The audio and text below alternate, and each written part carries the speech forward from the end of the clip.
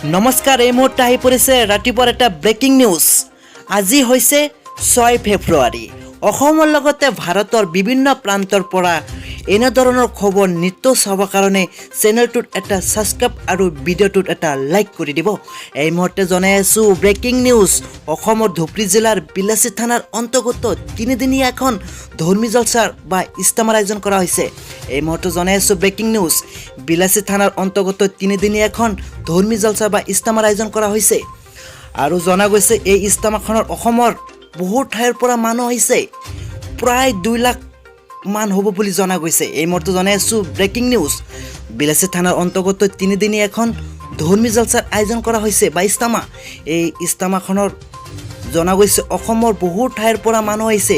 প্ৰায় 2 লাখ মান হ'ব বুলি জনা গৈছে আৰু জাগাটোৰ নাম গাঁৱটোৰ নাম হৈছে স্থান মামা বাজাৰ।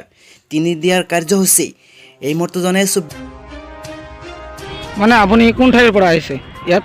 মই ভাৰতী অঞ্চলৰ ওচৰতে গাঁৱৰ পৰা আহিছোঁ।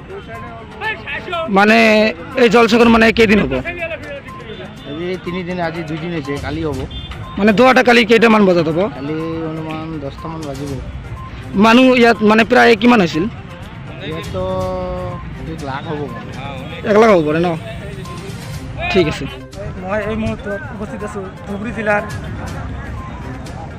bilashipara থানাৰ অন্তৰ্গত মামা বাজাৰৰ ওচৰত। মানে ইছলাম ধৰ্মীয়সকলৰ জলচা হয় বা ইস্তেমা বুলি ইছলাম ধৰ্মীয়সকলে মানে এই জলচাখনৰ দৃশ্যখন মই আপোনালোকৰ মাজত কেইটামান দেখাবলৈ চেষ্টা কৰিম। আৰু লগতে চাই ভাল লাগিল। আৰু জনা গৈছে এই ইস্তামাৰখনৰ অসমৰ বহুত ঠাইৰ পৰা মানুহ আহিছে। প্ৰায় 2 লাখ মান হ'ব বুলি জনা গৈছে। এই মুহূৰ্তে জনাই আছোঁ ব্ৰেকিং নিউজ।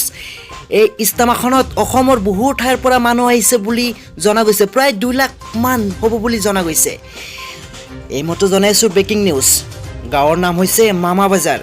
তিনিদিনীয়া কাৰ্যসূচী আৰু এইটো জনা গৈছে কালি 10টামান বজাত দোৱা হ'ব বুলি। মই জনাইছোঁ ব্ৰেকিং নিউজ। কালি 10টামান বজাত দোৱা হ'ব বুলি জনা গৈছে। কোকৰাঝাৰৰ পৰা আনোৱাৰ হুছেইন ৰিপৰ্টাৰ।